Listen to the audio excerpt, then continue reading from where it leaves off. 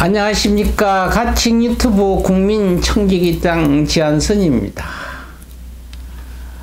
우리는 지금 또 정쟁 상태이고 현재 전쟁을 잠시 멈춘다는 휴전 상태로 대한민국이 남쪽과 북쪽으로 당을랑 두 동강 난 상태로 지내고 있는 건 사실입니다. 조선시대 우리나라를 장악한 그 나쁜 일본 제국적 즉 식민지 상태 36년 동안을 나라를 되찾겠다고 독립운동에 희생한 수많은 애국지사들의 피와 땀으로 나라를 되찾은 1945년 8월 15일 독립일입니다. 그러나 그 당시 너무 좋아하기는 암담한 일이 일어났죠. 멀쩡한 대한민국이 북위 38선이라는 선을 그어서 남북으로 갈라졌습니다. 우리 국민들이 원한 일이 있습니까? 우리 국민들이 바란 일이 있습니까? 이시조선은 백두산서부터 한라산까지 조선이었잖아요. 일본들이 식민정책을 있다가 겨우 36년 만에 독립이 됐는데 우리도 모르는 사이에 누가 38선이라는 선을 쫙 걸었잖아요. 누가 원한 일이 있습니까? 누가 바랬습니까? 대한민국과 아무런 관계가 없는 큰 나라들 간에 자기들의 이해관계에 따라서 우리나라를 두 동강 내놓은 겁니다. 북위 38도선 경계 한반도를 해서 북쪽과 남쪽으로 분할을 했던 이 분단선은 2차 세계대전의 전후 처리 과정에서 생겼는데 역사적으로 1894년부터 1903년까지 각각 미국, 러시아 간의 한반도 분할 문제를 두고 열린 비밀회담에서 이미 거론된 적이 있다고 합니다. 우리나라가 아직 일본이 항복하고 우리나라가 독립이 되지 않았는데도 그 전에 벌써 미국하고 소련은 만일 일본이 패망하고 한국이 독립을 하게 되면은 북쪽에서 38도선 꺼진 소련 너희들이 내려오고 남쪽에 38선 꺼진 미국 우리가 관리하겠다. 왜 우리나라 땅을 놓고 미국 사람하고 소련 사람들이 이런 협의를 했습니까? 천지가 동할 노릇입니다. 1945년 8월 11일 8월 광복절 4일 전에 미국의 국무부, 해군부, 육군부 3부 조정위원회는 그동안의 미 육군부 제안들을 바탕으로 38선 이북은 소련군이 이남은 미군이 일본군의 항복을 접수하도록 하는 38선 분할 초안을 기한했다고 합니다. 일본이 항복을 하기 전에 벌써 했다는 거 이해가 됩니까, 여러분? 우리나라인데 우리나라 자기들은 뭔 상관이 있다고. 해방됐을 때 8월 15일은 이미 북한에는 웅진, 나전 등의 소련군들이 진주했고요. 미국이 제안한 이 조항을 소련은 반대할 일이 없지 않습니까? 그냥 가만히 있는데 자기들이 그만침 고난이 있으니까. 이어 태평양 방면의 연합군 최고사령관 여러분들이 잘 아는 인천 상륙작전에 있었던 더글라스 맥어더 장군이 1945년 8월 15일 발표한 일방명령 제1호를 통해서 38선이 공식적으로 기정사실화됐습니다. 일본이 8월 15일 항복선언을 하는 그 순간에 맥어더 장군은 대한민국의 일반명령 제1호를 선포하면서 대한민국에는 38선을 그어서 북쪽에는 소련이, 남쪽에는 미군이 주도한다는 기정사실을 발표했던 겁니다.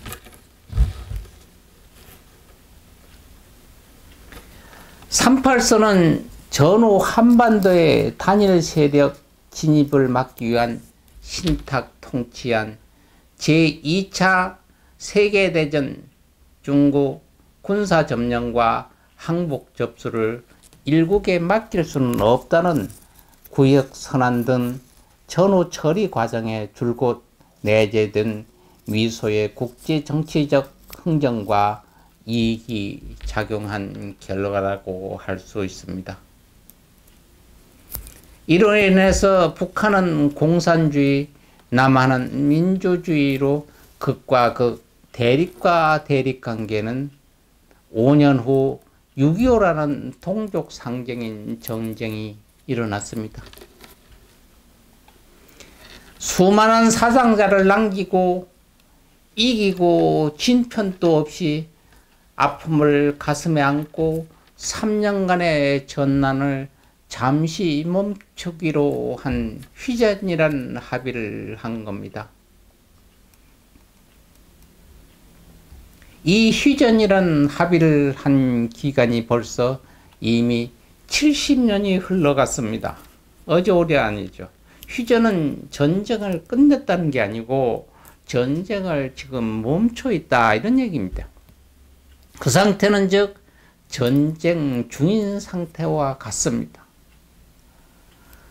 이 휴전 협약 시 당사자인 북한과 한국이 전쟁을 했는데 휴전 약성사의 서명을 당사자인 북한도 하고 한국도 대한민국 한국도 서명을 해야 되는데 휴전 합정 시에 한국이 서명을 안 했습니다.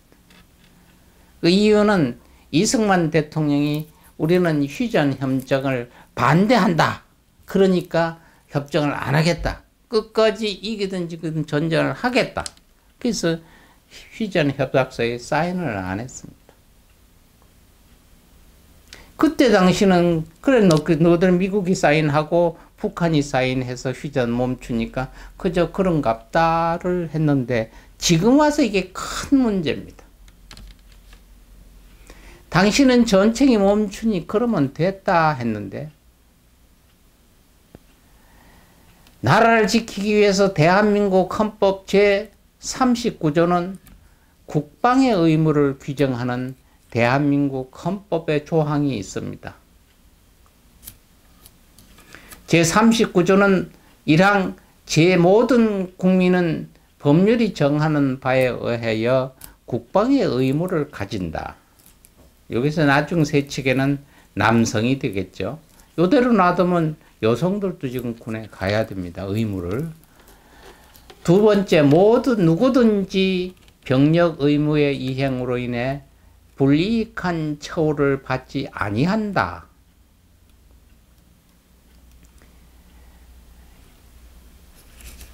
이 헌법은 병력 충원 방식은 1952년 9월 1일 징병제 즉 남성 의무 복무제로 정해졌습니다. 의무 복무 기간은 군 통수권자의 대통령으로 전화합니다. 1960년서부터 70년대는 일반 징집돼서 국가의 의무 복무 기간이 일반 병들은 36개월에서 30개월이 의무 복무 기간이었습니다. 그리고 병력의 수는 1990년대는 대한민국이 60만 대군이라서 60만이 군인 육해공군이었습니다. 이후 정치권에서 대통령과 선거 때마다 군인 60만 표가 있으니까 표를 생각하고 내가 대통령이 되고 이러면 복무기간 단축을 대통령마다 공약을 다 했습니다. 그러다 대통령이 된 뒤에 그 공약을 지키느라고 줄였던 것이 36개월에서 지금은 복무기간이 18개월로 됐습니다. 저희 집안 조카님이 군에 갔다 와서 18개월 고생했다 이야기하니까 저희한테 스님 할아버지 왜 그러는가 이러니까 18개월이니까 뭐 짧아서 좋긴 좋은데요. 군인으로서는 안 되겠던데요. 왜? 이제 18개월 되면 군에 틀이 잡힌대요. 이게 지역도 알게 되겠고 총을 다루고 군의 생활도 어느 정도 익숙해질만 하니까 끝난다는 얘기입니다. 그래서 이 상태에서 전쟁인 하면은 과연 실행이 옮겨지나 이런 생각도 들던데요. 어쨌든 짧아서 좋습니다. 이런 이야기를 하더라고요. 어쨌든 지금은 그전보다가 우리나라 국민들도 성인들도 성숙했으니까요. 또한 지금 저출산이고 기간 단축이 됐지 않습니까? 그래서 우리나라 2023년도 말로 우리나라 현역 병력은 48만 명이라고 합니다. 48만 명이니까 지금 뭐 기계화 부대로 많이 바뀌어졌으니까 됐습니다만은 그 기계화도 그런 장비도 사람이 다룹니다. 이젠 더 이상 병력 수가 줄어서는 절대 안 됩니다. 그러나 저출산으로 인한 인구 감소는 미래 우리나라 국군에 필요한 병력의 수가 모자른다는 것은 자명한 사실입니다. 나뿐만 아니라 나라를 걱정하는 많은 사람들과 나라를 경영하는 정치인 지도자들은 더 잘 알고 있을 거 아닙니까? 그러니까 지금을 내다볼 것이 아니라 앞을 봐는 일을 해야 됩니다. 이런 안보적인 문제를 해결하는 방법은 첫째로 휴전협정을 종식하고 전쟁을 끝난다는 얘기입니다. 그래서 휴전협정을 종식을 하고 이것을 평화협정으로 전환해야 합니다. 이 방법은 대한민국에서 남북 간에는 전쟁이 위험해서 완전히 벗어나는 방법이 평화협정 방법입니다. 그러면 양국이 다 서로 통일을 합해서 될 수는 없더라도 중립국으로 인정이 되겠죠. 그런데 평화협정에 종전협정을 하고 휴전협정을 끝내는 종전협정을 하고 평화협정으로 전환하는데 우리가 휴전협정 당시에 북한과 우리가 맞고 사인을 했다 해서 휴전을 했다면 지금 북한 대표하고 우리나라 대통령하고 마주 앉아서 오늘부터 우리 전쟁하지 맙시다 해서 전쟁하고 앞으로 우리 전쟁 없는 평화협정을 합시다 하면 돼요. 근데 휴전 당시 우리가 사인을 안 했잖아요. 이게 문제입니다. 그러니까 여러분 얼마 전에 미국의 트럼프 대통령하고 우리나라 문재인 대통령하고 북한하고 이렇게 뭐 평화협정 뭐 정전협정 쫙 있었잖아요. 근데 당사자 한다 해도 우리나라 대통령은 사인을 못합니다. 미국이 사인을 해야 되고 북한이 사인하면 끝납니다. 지금이라도 우리는 평화협정에서 전쟁을 하고 하기 싫다고 사인 못하죠. 미국이 해야 돼요. 북한이 해야 돼요. 지금이라도 남북이 합의해서 전쟁을 종식하고 전쟁이 없는 평화로 가자고 평화협정을 하면 되는데, 조금 전에 이야기했듯이 정전 휴전협정을 할 때 저희들이 거기에서 참여를 안 했다는 게 큰 문제입니다. 두 번째는 휴전 상태가 계속되는 한 일정한 병력 자원이 필요합니다. 지금 48만이라고 하니까 더 이상 줄어서는 안 됩니다. 근데 지금 저출산을 하자고 해요. 부족한 인원 보충에는 이제는, 옛날에는 남녀의 차이가 많았습니다만 지금 남녀 평등에서 차이가 하나도 없으니까 남녀 공이 병력의 의무를 해야 됩니다. 그래야만 48만의 병력을 유지를 하지 않겠나, 이렇게 보겠습니다. 즉 여성도 남성같이 징집돼 병력의 의무를 하는 겁니다. 병력의 의무를 하면서 장기적으로는 의무 징집 제도를 모병제로 바꿔야 됩니다. 의무적으로 가서 군대 의무를 해야 될 것이 모병제, 내가 군인을 가고 싶은 사람만 미국식으로 직업군인이 되겠죠. 지금 우리나라도 징집된 모병군인하고 징집군인하고 모병군인이 있지 않습니까? 그러자면 국가공무원 보수 규정을 정하고 그 기간 동안 군 복무를 마치고, 이 보수는 어느 회사 못지않는 보수를 줘야 될 것이고, 병력 의무를 마치는 예비역에는 주택자금 등 특례 규정을 대우하는 겁니다. 미국에는 전액 모병제잖아요. 모병제에서 내가 군에 가서 2년 동안 3년을 근무를 했을 때 나한테는 이런 걸 또 다 와. 나는 무엇이 배우고 싶으니 군에 있는 동안, 아니면 제대한 후에 내가 그 대학원이나 대학교 갈 수 있도록 국가에서 지원해 주라. 오케이, 알았다, 해주마. 그래서 그것을 서로 딜을 하죠.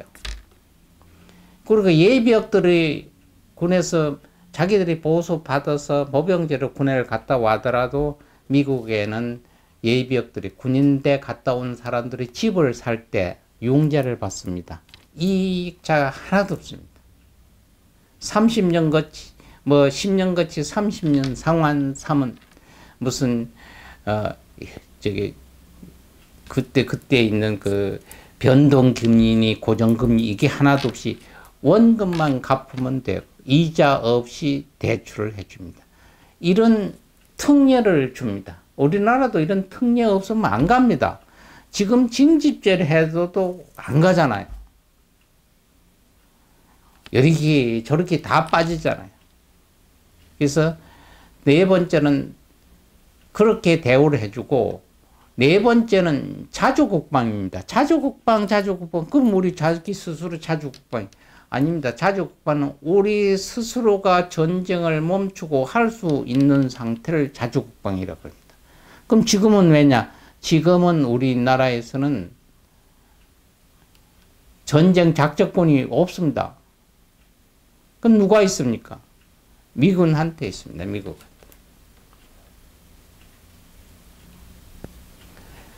만에 하나 북한하고 전쟁이 일어났습니다.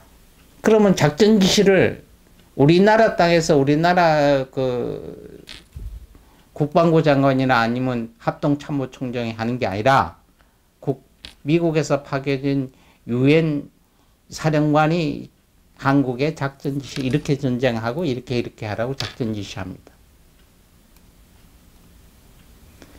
이 문제도 우방국인 미국이 주도권을 쥐고 있으니 우리나라 전쟁 시 우리는 미군의 작전을 협의하고 그 지시를 받아야 한다는 것도 국군 창설 100년이 되는 나라로서 대외적으로도 타국에 의존하는 연약한 모습으로 비춰질 것입니다.